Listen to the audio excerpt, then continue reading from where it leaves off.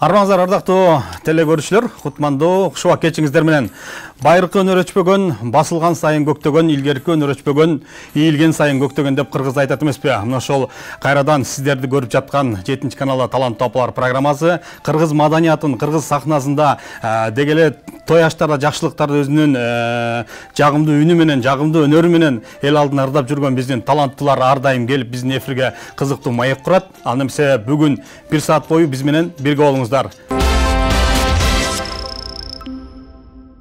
Урматтуу теле көрүүчүлөр, өзүңүздөр билгендей, бүгүн дагы биздин куттуу студиябызга кадырлуу конокторубуз келип, маектешип, сиздерге бир теле аркылуу, теле көпүрө аркылуу сиздерге бир жакшы маанай тартуулайлы деп келип отурушат. Өзүңүздөр билгендер айтат экен, Кетмен төбө өрөөнү Токтогул жергеси таланттардын мекени деп, мына ошол таланттардын ичинде Токтогул жергесинин ичке сай айыл өкмөтүнүн астында түзүлгөн Кыргыз Республикасынын эл артисти Төкмакын Туганбай атабыздын кыздары бүгүн биздин студияга келип отурушат. Алар мына ошол Туганбай атабыздын атын өчүрбөй, атайын топ түзүп, Туганбай ата кыздары тобу деп бүгүн биздин куттуу студияга келип, жалпы кадырлуу биздин көрүүчүлөргө жагымдуу маанай тартуулаган турат. Жалпы биздин студияга келген коноктор, кош келиңиздер. Рахмат. Жакшы. Аман-эсен келип алдыңыздар. Мынакей ата артып, ашып белешип, Токтогул жергесинен келип, бүгүн жалпы кыргыз элине ыр чачалы, ыр маанай тартуулайлы, жакшы маанай тартуулайлы деп турасыздар. Урматтуу теле көрүүчүлөр, мына ушул топтун жетекчиси биздин апабыз, мына ушунча айымдын башын бириктирип, ынтымакка чакырып, аларды ырдатып, чордоп жүргөн Бүсөр апабыз келип отурат. Маанай жакшы апа? Жакшы, сонун. Жакшы келип алдыңыздар. Сонун келдик. Чарчабай. Чарчаган жокпуз. Токтогулда эмне жаңылык болуп атат? Токтогулда жакшы, желинин айрылып, жел жарылып, чөп чык деп жакшынакай болуп, карлар эрип, жаздын жыты-жыттанып, элдин маанайы жакшынакай бардыгы. Ошолор менен кошо биз дагы маанайыбызды көтөрүп, ушу 7 каналга арызып келип калдык атайын ушул жерге. Алыстан ат артып. Алыстан ат артып, эми бул жерге келип, кыргыз элиме, өзүбүздүн кичи мекенибиз Нишке сайдагыларга анан кийин салам айтабыз. Ушул жерде бизди ушу эл алдына алып чыгып жаркыратып, муну жашартып, ырдатып аткан силерге чоң ыраазычылык билдиребиз. Ишиңерде ийгилик болсун. Дайыма ушу бизди жаркыратып эле жакшынакай теледен алып чыгып, ойноп күлүп жүрө бергиле. Анан кийин Кетмен төбө ыйык жерим мекеним, тоо булбулдун өстүргөн сиңдеченин, толкуп ташкан таланттар бар өзүңдө, толкунунан көркүн ачкан кеченин деп Кетмен төбө Токтогул десек эле бардык баягы ырчылар көз алдыга элестейт да. Анан бизди да азыр көрүп жаткан жалпы теле көрүүчүлөр, Токтогулдан ага эле чек апалар келген экен, кандай чыгармаларды аткарып берет болду экен деп күтүп турган болуш керек. А дегенде эле бир жагымдуу ыр менен баштайлы Бүсөр апа, кандай дейсиз? Ооба. Ошондуктан келиңиздер, кайсы чыгарманы аткарып беребиз? Анда эмесе көңүл бөлгүн баарыңар деген жакшы хор менен баштап берели. Айбайлы кеттик.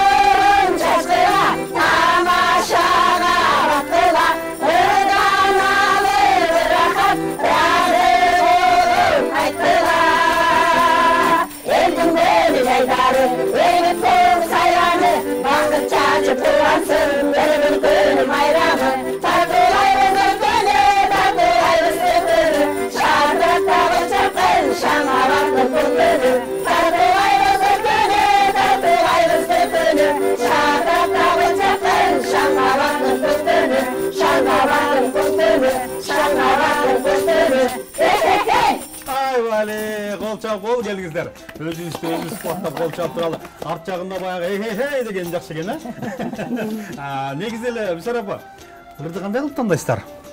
Биз ырды отуруп бардыгыбыз, кеңешип, мындай өзүбүздүн жаш өзгөчөлүгүбүзгө жараша ырларды тандайбыз, жеке ырларды. Анан хорлордо мындай шаңдуураак, мындай көңүл бөлө турган жакшынакай ырлардан тандайбыз, кеңешип. Негизи ошол Ничке Сай айылы деп калдык, айыл өкмөт, Айыл өкмөттүн эли, анан баягы ушундай таланттуу апаларды табыш деле оңойго турбаса керек. Кандай кылып тапкансыз? Булардын кандай кылып башын бириктирдиңиз? Булар башы бирип калганы, булар мурдадан өзүбүздө көркөм кружок бар болчу. Ошондо булардын көпчүлүк мүчөлөрү ошондо жүрчү, ыргеселерге, сармердендерге, ушу айыл өкмөттө кандай иш чара болсо ошолорго катышып жүрчү. Ушу башка шайыр апаларды көрүп, биз дагы ошолор аркылуу биз дагы түзөлү деп калдык. Андан кийин анан айылдардан мындай неме бердик, ошолордон келгендерден анан тандап алдык.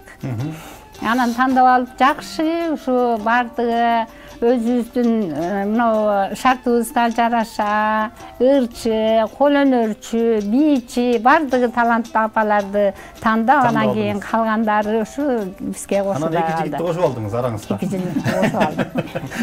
Негизи мына ошол биздин ушул таланттуу апалар телепрограммасына Кыргызстандын 7 дубанынан азыркы убакта бир калп айтпасам 150-200ге жакын апалар тобу бар да. Бүт келип баягы биздин теле аркылуу жалпы кыргыз элине бир жакшы маанай тартуулап келишти.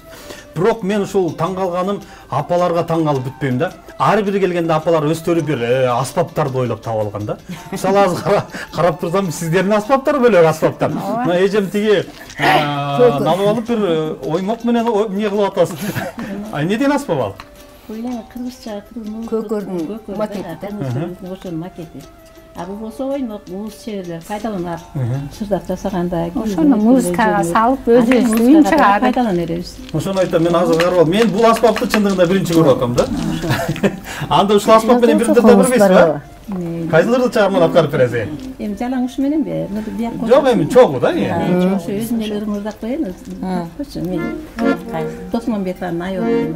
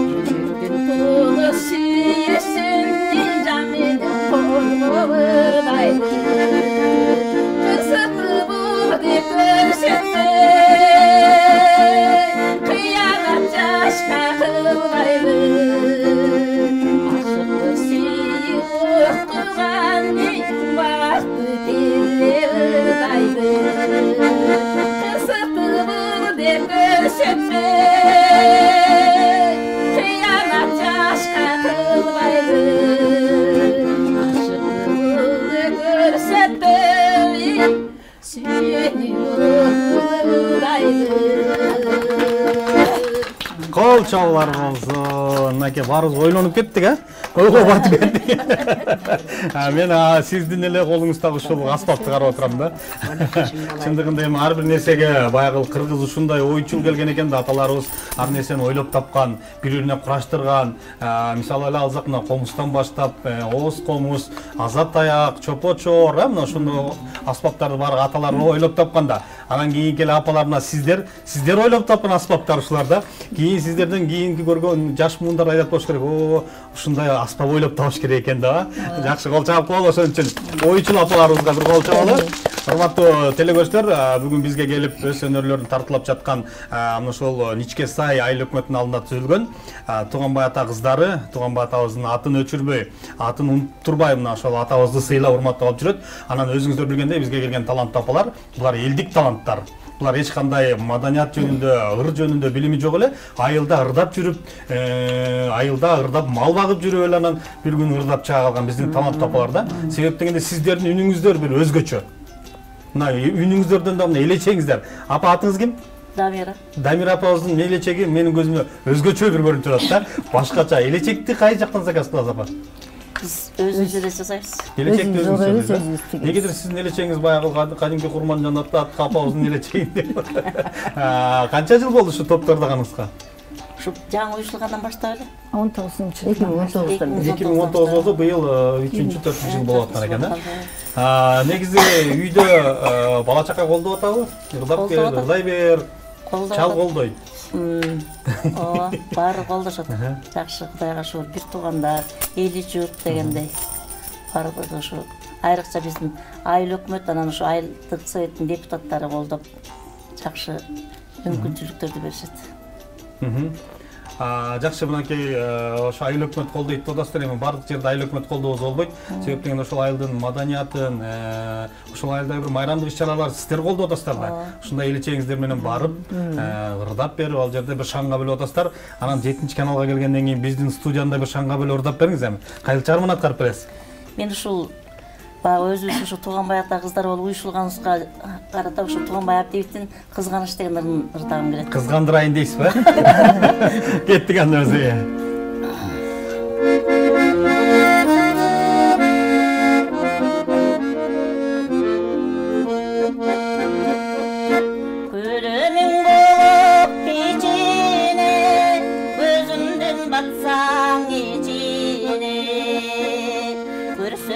Alып жүрмөкмүn көңүлү бузук кишине караның болуп кечине каректин батсаң ичине каратпай телем өзүңдү карашы бузук кишиге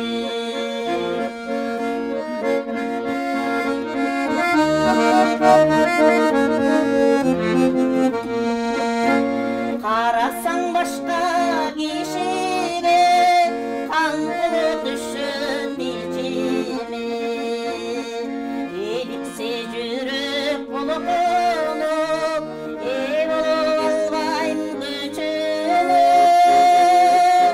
жан аша калсаң кичине жалдырап карайм жүзүңө балекет кылбасаң экен башканын керек түшүн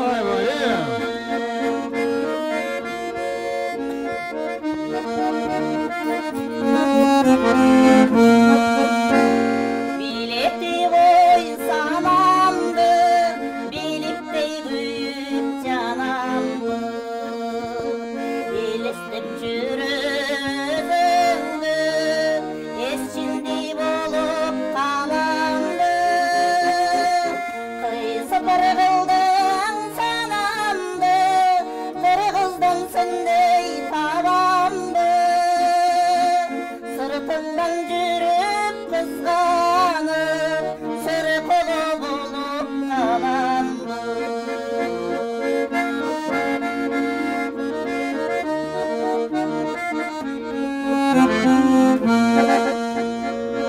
Ölümün bulup içine, gözüm көзүмдөн батсаң ичине көргөзбөй алып жүрмөкмүн көңүлү бузук кишине айтканга дөйү кайда жок ашыктык кайда жок мени сүйе эришсең мен сүйгөн менен пайда жок мени сүйе эришсең мен сүйгөн менен пайда жок ашыктык кайда жок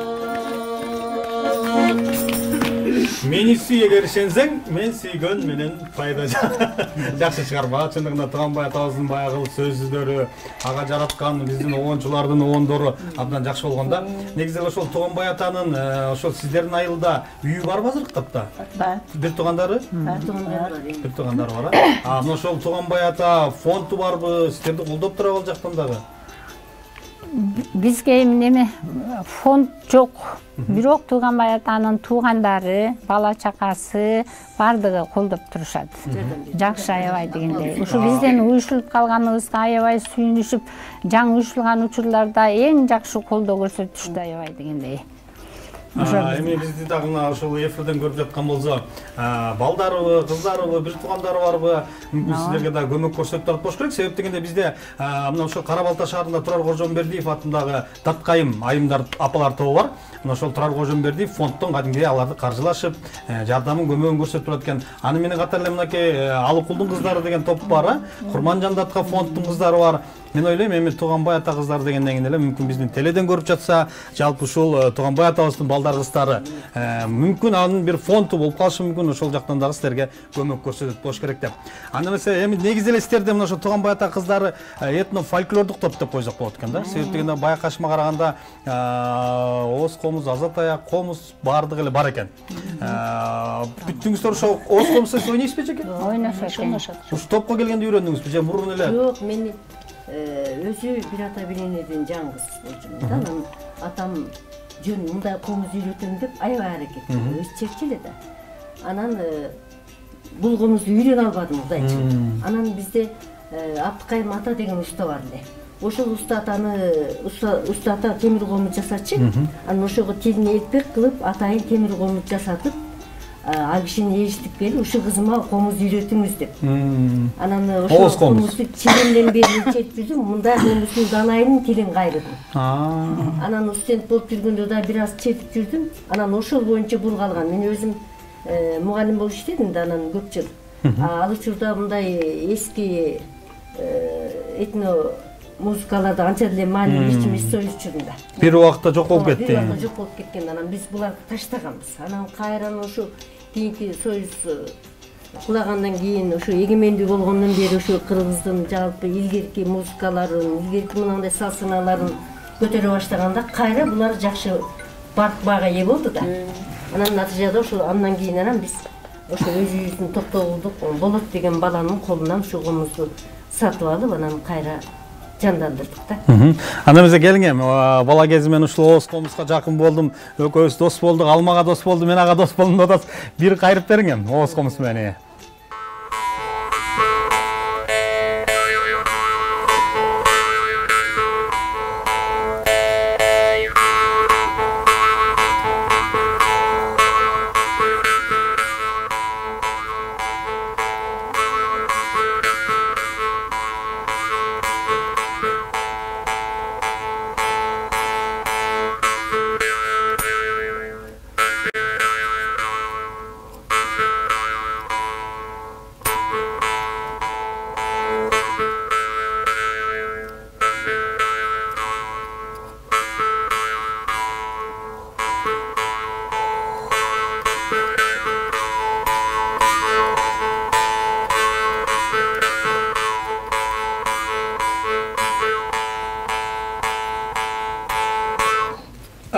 Чалар. Студиясы кичине болсо да жымжыр болчу, бирок негизи Оз комуздун үнү, аккордеондун үнү өзүнчө, эжекем кармап турган аспаптын үнү Совсем өзүнчө. Көмөкөй менен үйгө салып Эми бул баягы биздин апалар сурап калган себеби бизге келген апалар көп айтат да. Биз ушу топко кошулгандан кийин көп нерсени үйрөндүк, комуз үйрөндүк, аккордеон үйрөнө албасак дагы ушу ооз комузду үйрөнгөнгө. Анан эжекем чүкөнү үйрөнүп топко келгенден кийин, же бул мурун эле чертиңиз беле бала кезде? Жок, бул ушу топко келгенден кийин ушу фольклор эмесинде бул жакшы үн чыгарып берет экен. Анан ошондон муну атайын жасап, ошо музыкага коштук. Анан муну менден башка ойной алышпайт. Мен дегенде бул да өзүнүн бир сыры бар, ыгы бар. Жок, ар бир аспапты эле мына музыканттар билет болуш керек. Ар бир аспап жөн эле каклай берсең да болбойт. Ага дагы бир өзүнүн ритмге түшүп, өзүнүн сана изине түшүп дегендей. Азыр ошол шылдырагыңыз менен чүкөдө, мен муну аты эмне деп аталат? Муну эле эми чүкөдө эле коюшат экен. Чүкөдөн үн чыгарып бир ырдап бериңиз эми келиңиз. Кайсы чыгарманы аткарып бересиз? Жок, бул эми фольклорго кошобуз. Фольклорго кошобуз, анан Фольклорго ырга деле кошо бериңиз, сиз ал баарын билесиз да.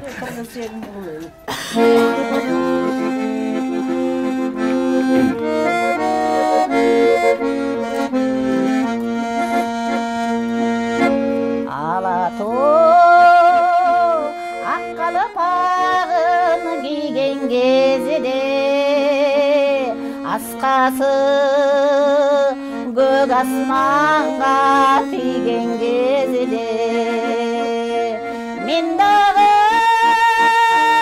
жолго чыгам таңда тосоң кучактай ой кырларым нурга кошо улусуң кыргыз жери нурдан бөткөн сулусуң кыргыз жери ырдан бөткөн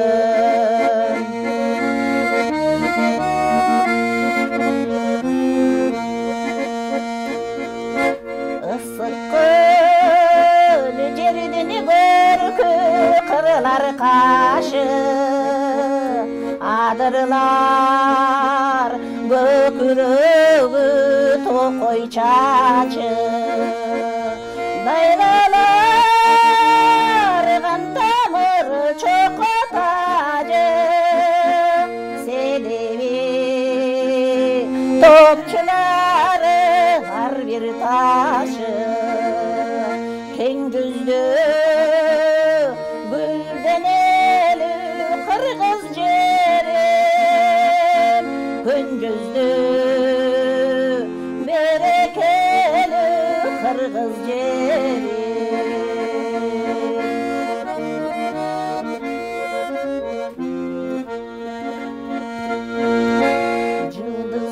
жылдыздар көк бетинен өчкөн кезиде жарык нур жер жамалын өпкөн кезиде күн чалкып тоолор койнун ачкан кезиде дил жаркып таң күлкүсүн чачкан кезиде көркүнө көл кошулат кыргыз жерим сезилет ата энелик меримдери улусуң кыргыз жери нурдан бөткөн сулусуң кыргыз жери ырдан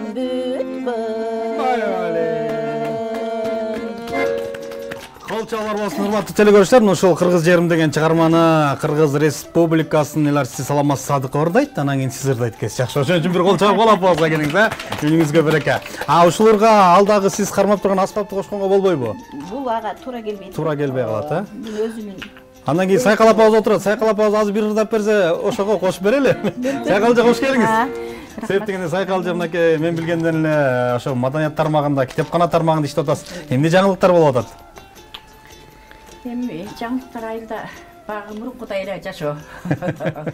Китепти окуп кой эле, жатасыздар. Эми өзгөрүү бар, баягыдай эмес. Багы эмеге жараша, заманга жараша, багы заманбап дегендей, азыр компьютерлер коюлуп, багыдай китептерге көп нерселер, өзгөрүүлөр бар. Анан эми жакшы Өзгөрүүлөр баягыл өзгөрүүлөр бар деп калдыңыз. Мына 1 жылдан бери ушу маданият тармагына президентибиз тараптан да бир жакшы колдоо болуп атат, айлыктар көбөйүп атат дегенде, азыркы тапта ошол айлык жетиштүү? жакшы эле, Кудайга шүгүр. Пенсия жетиштүү? Жакшы, жакшы. Сиз дегенде сурап калганым урматтуу эле көрсөт, мына ушул биздин элдик талаптарды билет, ошо элдик апаларыбыз буларга чейин ушул мектеп билим берүү тармагында, саламаттыкты сактоо тармагында, айыл чарба тармагында иштеди. Ошонун арасында баягы пенсияны бияка тартсаң тияка жетпей, тиги жака тартсаң бул жака жетпей, мына президентибиздин колдоосу менен эми азыр Кудайга шүгүр, Жакшы. Кампайып дегендей. Энен чоң басып калдыңыздарбы? Жакшы. Мына ошол китепкана тармагында иштедиңиз, канча жыл болду сайкалчы экен? 45 жылдан өтүп 45 жыл мына ошол тармакта иштегенден кийин баягы китепканада ыр китептер көп болот эмеспи? Алада таңшыйт деген китептерди ачып отуруп жаттаган бириңиз тырдап бериңем. Кайсылар жүрөгкө жакын?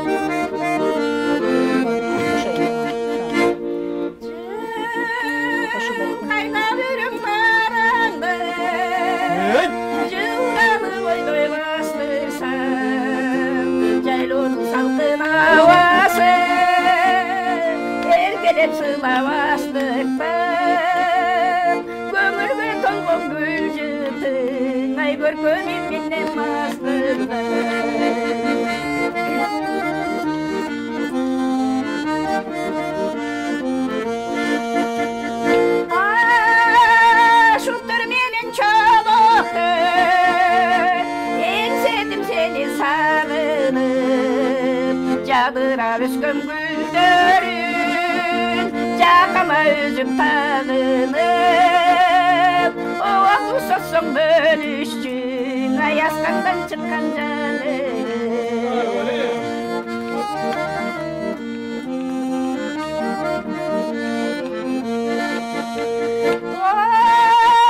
Doğu üskün bağlalı, Doğurgu çekip çalışıp, bir günde onca vurursa, oncalı gayra tavışıp, kuşu oynop sal çelik, ay kulunlar menden jarışıp.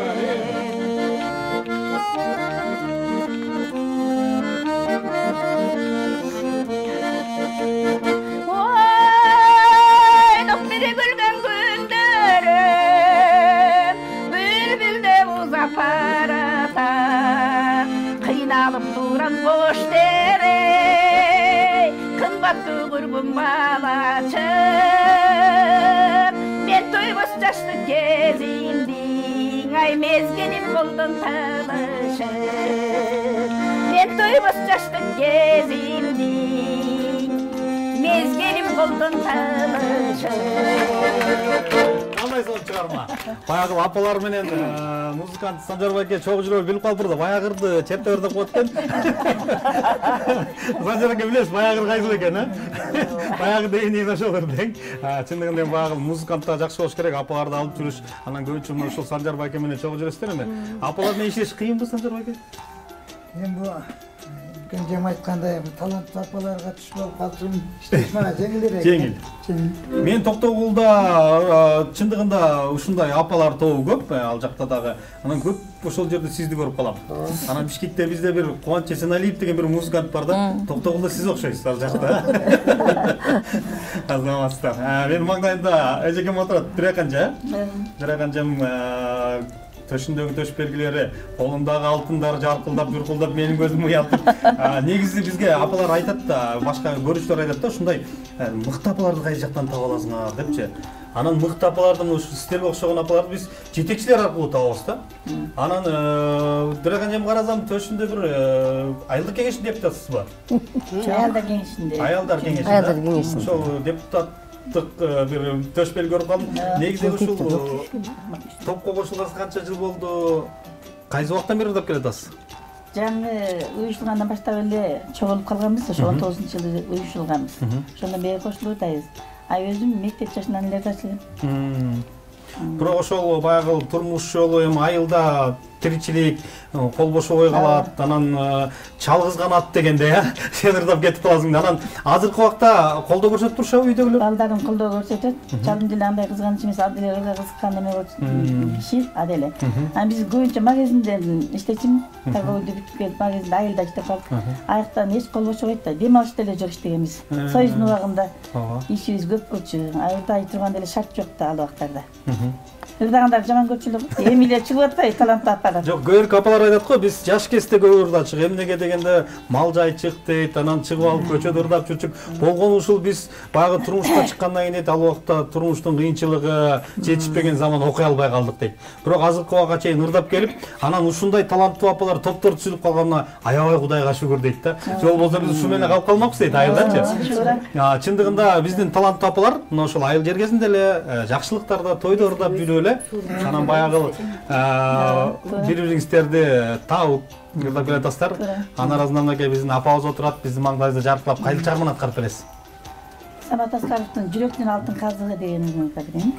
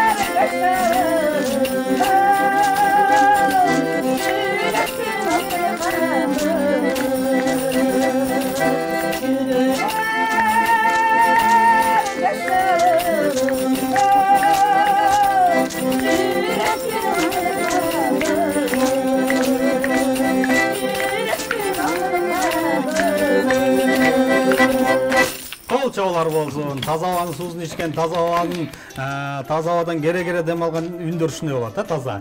Апабыздын мына жашы пенсия жашына келип калса дагы ушундай ырдап, үйдө отурбай ушундай апалар менен чогуу бир көңүл ачып турганда кандай сон, ошол убакта балдар колдоп атса, эл колдоп атса, айыл өкмөт колдоп атса, ушундай болуп жаркылдап, агыр чеңиздер башыңыздардан түшпөй ырдап жүрө бериңиздер дейли. Ал эми биздин эжекебиз болсо, сиздер ырдап атканда ушундай кошулуп кетип, ырдагысы келип кетип, кандай келип алдыңыз Токтогулдан? Жакшы келиңиздерби? Өзүңүз бул убакка чейин эмне тармакта иштедиңиз? Мен ушу үйдө эле бала чакан менен эле, анан ушу Шайыр апага түзгөндөн бери Кудайга шүгүр ушулардын арасында жүрөм. Мурун ушу Салмидинде кошуп жүрчүмүн, Ыргеседе кошуп жүрчүмүн. Анан Кудайга шүгүр ушу апалар менен жүрөсүз. Негизи эле апалар менен жүргөн жагып атабы? Жакпай, анан аябай балдарым мындан бетер колдоп, анан ушу Шайыр апага кошулгандан бери ушул аспапты көтөрүп жүрөм. Бул сиздин аспап, аса таякты ала аласыз. Байгыл, биз апаларга бардын аспаптарды бөлүп берип коңуз. Сен муну чертесиң ушуга даярдан, сен муну чертесиң буга даярдан дагы. Туура эле. Азыр бүгүн байгыл апалар келгенден кийин, теледен көргөндөн кийин куда сөөк деген бар, тааныш билиш деген бар. Айтып калып, абдан жакшы айтып турбайм. Биздин тойго барып бер дегендер. Сөзсүз да анан. Себеп дегенде сиздерди ушу биз интернет желелерден көрүп калабыз, бир тойлордо да жүрөсүздөр, Жар айтып калгансыздарды көрүп калабыз. Балдарды киргизип атасыздар. Жок, такайбы. Такай, ошондо баягы эми мен интернеттен кескесте көрүп калам да. Анан биздин апалар экен деп кубанып коебуз да. Андан арасында мына эжекем да бар экен. Азыр бизге кайсы чыгарманы аткарып бересиз? Мен азыр Ира Райбековнун Сыйлашалы деген анан. Сыйлашалы деген кеттик азыр.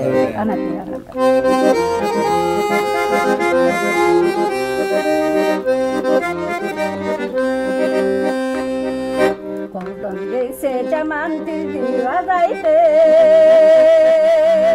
Bir jolottoy gönülde tazardı Çarşı sözlü sende doğum menzilde Yaşaylıcı Can dilene yaşardı Çarşı sözlü sende doğum menzilde Yaşaylıcı, yaşaylıcı, can dileme yaşardı.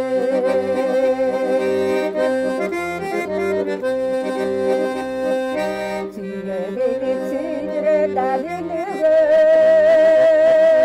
mevbil gele karadan batırdı.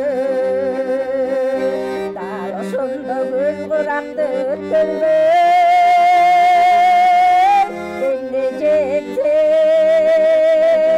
Kadrılaşıp yürüdü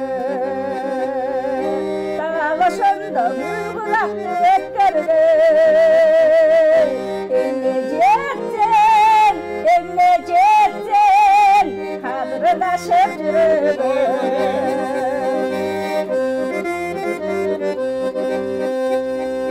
Min ayayın sen de beni ayağın Sen de beni sayarım Seni yazsam benden bele gitmesin Ben de seni ardaktığımı dayarım Seni yazsam benden bele gitmesin Ben de seni ardaktığımı dayarım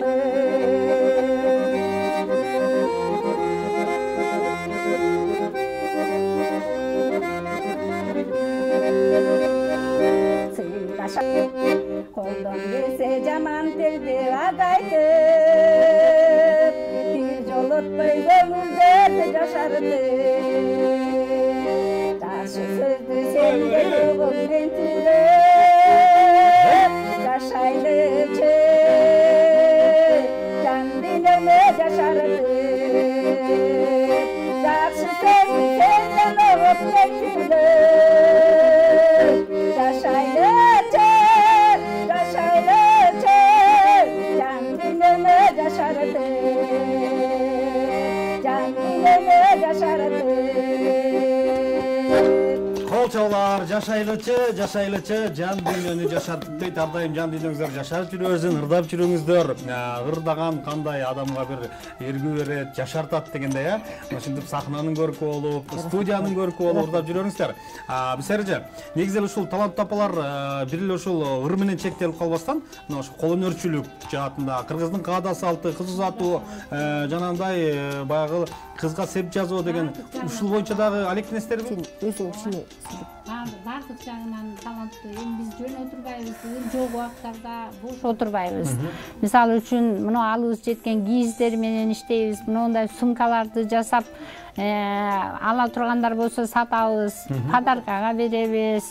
Ишигил өзүбүз көтөрөбүз жакшы нерселерди. Мындай көөнө унутулуп бараткан буюмдарды жасайбыз, шырдактарды жасайбыз. Анан кийин мындай септерди, кыздарыбыздын септерин чогулуп жасайбыз бардыгыбыз.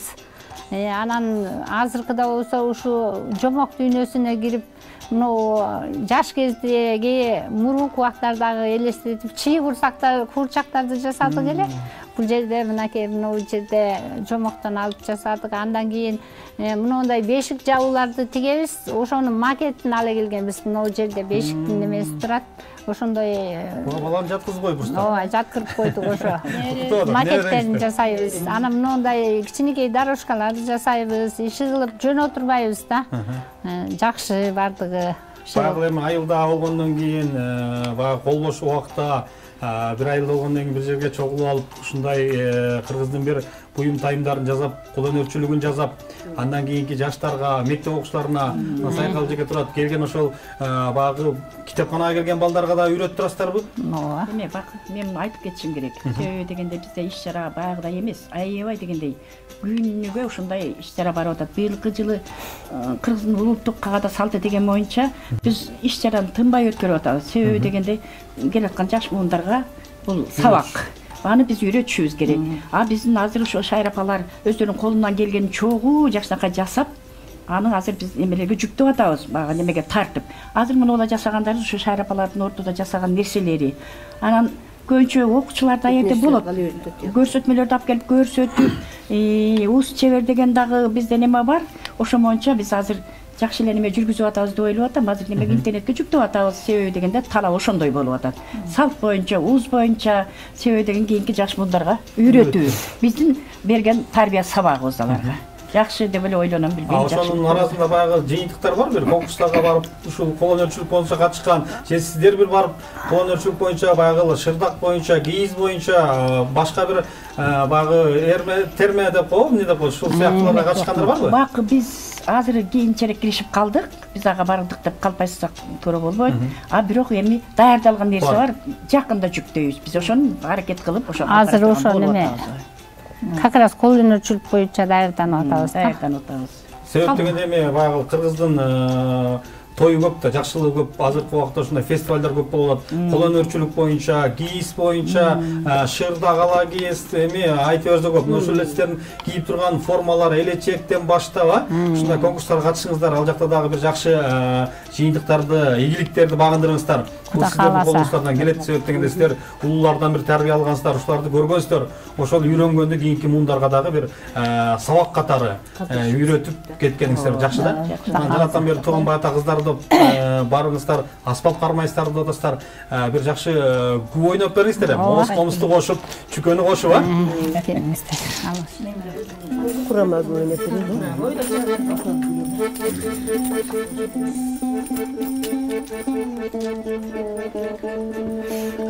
Көрсөтүп эми. Сиздики эмне деген инструмент? Долбас. Долбас. Современный долбас.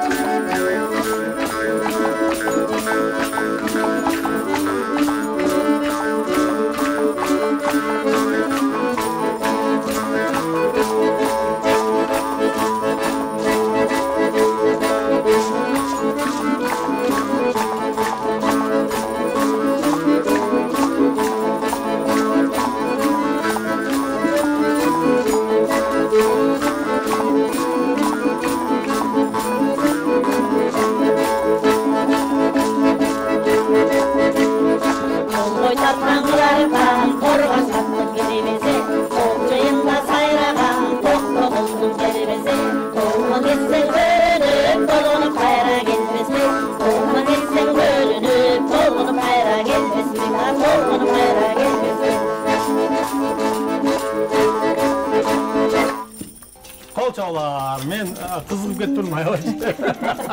Бирок канча эмне асфальт артка коюп койдуңуз? Бул асфальтты бир көрсөтө элеби? Аты эмне бул асфальттын? Добулбастын баягы сыртын шөкөттөп шурлар менен кооздоо. Эми булар дагы баягы сиздердин бир тапкычтыгыңыздар, ойчулдугуңуздар десек болот. Бул да сиздердин бир чыгармачылыктын үстүндө бир тыгыз иштеп аткан эмгегиңиздер деп билсек болот. Эми бүгүндөн баштап Бүсереже бул топту мына Туганбай ата этно фольклордук тобу эле коелу. Эски аспаптарды алып жүрөт экенсиздер. Фольклордук топ ооз комузду бүт инструменттерди билет экенсиздер, аспаптарды. Ошондуктан кийинки элерде бир атты кичине өзгөртөлүк фольклорлук топ кылалы, кандай дейсиз, Жакшы.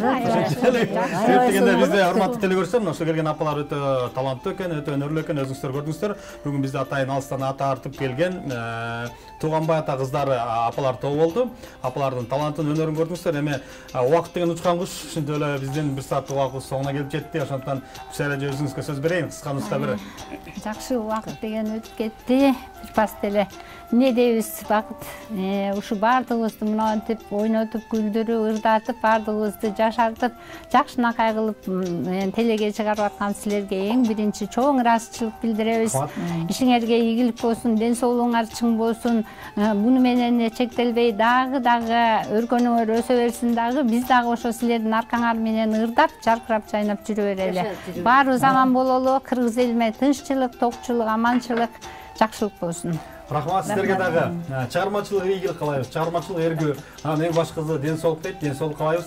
Ден соолугуңуздар болсо 7 каналдын эшиги сиздер үчүн ачык. Ар дайым келип өз өнөрүңүздөрдү тартуулаңыздар. Ушундай кыргыздын бир кол өнөрчүлүктөрүн кыргыз элине бир жайылтууда өзүңүздөрдүн бир чоң жардамыңыздарды бериңиздер.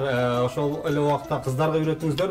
Дагы бир жолу алыстан келип берген сиздерге рахмат. Музыкант байгелерге рахмат. Атайын сиздерди колдоп жүрөт экен, алып жүрөт экен. Сиздерге дагы ийгилик. Ар дайым чыгармачылык жүзүндө ушундай апаларды колдоп жүргөнүздөр үчүн. Чоң рахмат. Ал эми урматтуу телекөрүүчүлөр, сиздер көргөн 7 каналда таланттуу апалар телепрограммасы болду. Бүгүн көрдүңүздөр, биздин апалар өзгөчө таланттуу, өзгөчө өнөрлүү болуп келишти. Өздөрүнүн чыгармаларын аны менен бирге катар көтөрүп келген кол өнөрчүлүктөрү менен тааныштырды. Эгер сиздер дагы ушул биздин таланттуу апалар телепрограммасынын келүүнү кааласаңыздар, төмөндөгү жазылган номерлерге байланышып келсеңиздер болот. Сиздер үчүн биздин эшик ачык. Сиздердин өнөрдүү, талантты биз ушул студиядан жалпы элге тартууланга аракет кылабыз. Ал эми сиздер менен бир саат бою мен Бакыт Өмүрзаков болдум. Кайрадан кийинки көгүлтөр экрандан көрүшкөнчө аман туруңуздар, сак саламат болуңуздар.